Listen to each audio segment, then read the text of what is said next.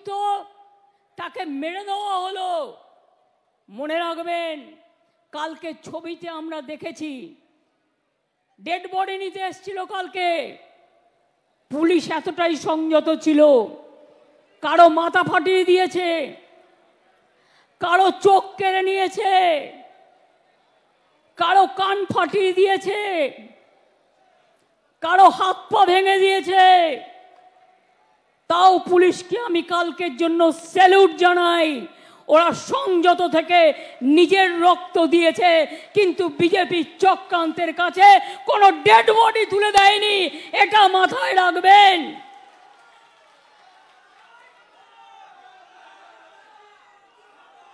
এত তাড়াহুড়ো কিসের?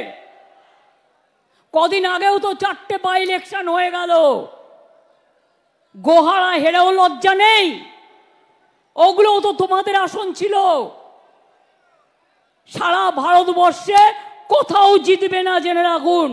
তাই আজকে চক্রান্ত করে বলুন তো একটা কথা, আমি জাজ নিয়ে বলতে চাই না, কিন্তু জাজমেন্ট নিয়ে বলবার অধিকার আমি একজন আইনজীবী হিসেবে জিজ্ঞেস করছি। আমি আইনে প্র্যাকটিস করেছি অনেক দিন। কখনো কখনো বলুন, মহারাষ্ট্রের কোর্ট বনকে নিষিদ্ধ ঘোষণা করতে পারে, সেখানে কারা অ্যাপ্লাই করেছিল? বন দেখেছিল বিরোধী দল। মহারাষ্ট্র হাইকোর্ট বললেন বন্ধ ইল্লিগাল, বন্ধ হবে না। কেরালা হাইকোর্ট তার আগে বনকে নিষিদ্ধ করেছেন। আরো অনেক কোর্ট করেছেন। কলকাতায় তো সাধারণ মানুষ আমি শুনেছি পিল করেছিল। আপনাদের উচিত ছিল না একটু নড়ে চড়ে বসার? আমি আইনজীবীদের বলবো, মনে রাখবেন, বিজেপিকে এই জায়গাটা কোর্টে ছেড়ে দেবেন না। মানুষ কোর্টে গিয়ে যেন বিচার পায়, সেই জায়গাটা দেখবেন। অভিষেক বলল আমাদের পুলিশ টাইম পেয়েছে 4 দিন। আমি এবার আপনাদের বলি, আমি ঝাড়গ্রামে ছিলাম। আমি 9 তারিখে ফিরছিলাম বিকালের দিকে, আমার কাছে খবর যায় তখন ইতিমধ্যেই পুলিশ কমিশনার থেকে শুরু করে তার পরিবার সকলে পৌঁছে গেছে। আমি তাদের সাথে কথা বলে যা যা করণীয়, জুডিশিয়াল ম্যাজিস্ট্রেট ডাকা থেকে শুরু করে, দেখুন ঘটনা একটা দুর্ভাগ্যজনক ঘটেছে, তারপরের অ্যাকশনটা যাতে কোনো রকম দেরি না হয়, কোনো রকম ভুল ত্রুটি না হয়। আর আমরা চেয়েছিলাম 7 দিনের মধ্যে ফাস্ট ট্র্যাক কোর্টের মধ্যে দিয়ে আমরা ফাঁসি করে দেবো, এটা আমরা চেয়েছিলাম। আমরা বিচারে দাবি চাইব। আজকে যারা কামদুনি বলেন তাদের বলি, কামদুনি কেসেও আমরা ফাঁসি চেয়েছিলাম। দুজনের যাবজ্জন্ড হয়েছিল হাইকোর্টের রায়ে। অনেক চোর ডাকাতকে এখন ছেড়ে দেওয়া হয়। মনে রাখবেন, এমনকি আমার কাছে প্রায় ফাইল আসে 10 বছর 12 বছর হয়ে গেছে, ওদের ছেড়ে দেওয়া হোক। কেন ছাড়া হবে? যে খুনি তাকে কেন ছাড়া হবে? যে ধর্ষণকারী কেন ছাড়া হবে? যে অত্যাচারী তাকে কেন ছাড়া হবে? কিসের নিয়ম? কিসের নিয়ম?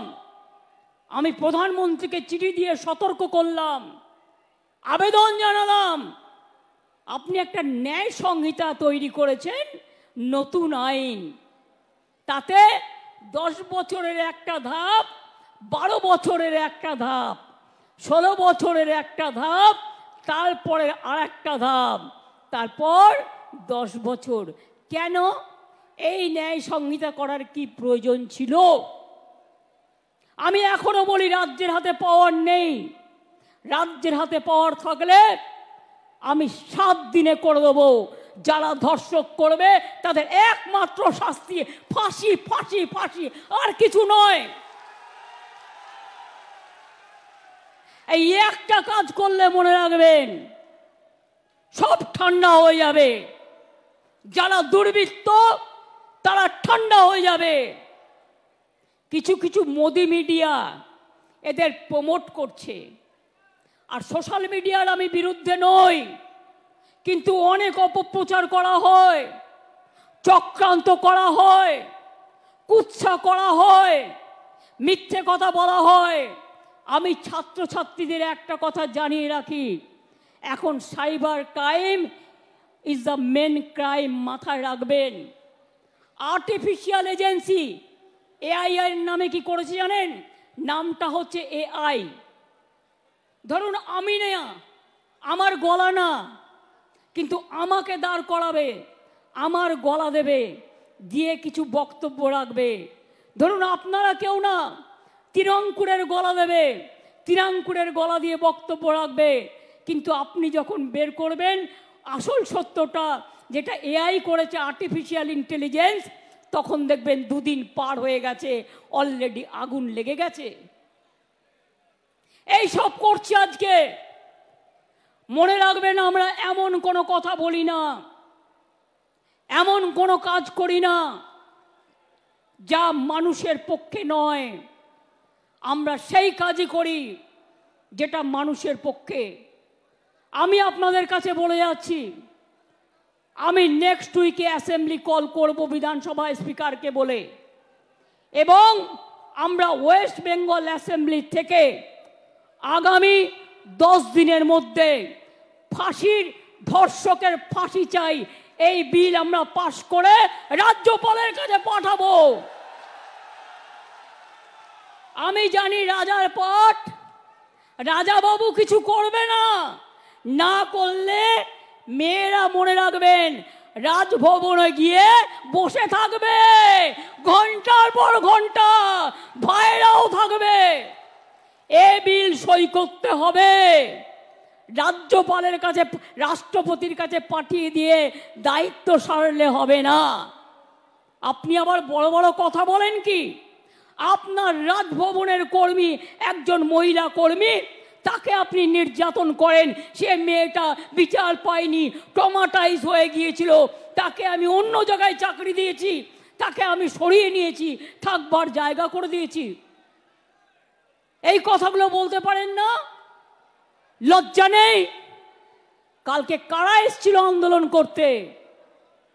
ছাত্রছাত্রীরা না guardian to call? Guardian to call. ছাত্রছাত্রীরা কেউ তোমাদের সাথে নেই, শুভ সমাজ নেই, শুভ বুদ্ধির লোকেরা নেই। আচ্ছা বলুন তো, যদি বাংলার লোক হয় তারা নবান্ন চেনে না? তারা রাজভবন চেনে না? আমি তো কালকে দেখলাম রাজভবনের দক্ষিণ গেটেও ঢিল মেরেছে। এরা কারা? এরা কোথাকার? কোথার থেকে এসছে? আমি পরিষ্কার বলে যাই, বাংলা সবাইকে গ্রহণ করে, সবাইকে আসন দেয়, সবাইকে অলঙ্কৃত করে, সর্বধর্ম মানে, সবাইকে ভালোবাসে। কিন্তু কেউ যদি মনে করেন বাইরে থেকে এসে বাংলাকে অচল করবেন, বাংলাকে অশান্ত করবেন, তারা মনে রাখবেন বাংলার মৃত্যু নেই, বাংলা অচল হয় না, বাংলা সচল থাকে। প্রত্যেকটা লোককে যারা মেরেছে খুঁজে বের করা হবে, এবং প্রত্যেকের আমরা চাই শাস্তি হোক। কোর্ট কি করবে আমি জানি না, বিজেপি বললেই কোর্ট ছেড়ে দেয়, মানুষ তো শাস্তি দেবে, এটা মাথায় রাখবেন। আমি মানুষকে কথা বলবো না, আইন হাতে তুলে নিক।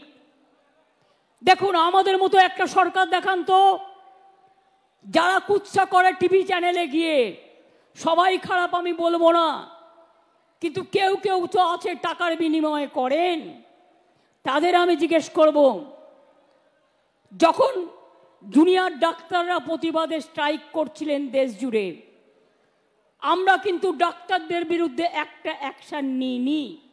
তার কারণ আমি মনে করেছিলাম ওদের আন্দোলনটা সংগত, ওরা ওদের বন্ধুর বিচার চাইছে।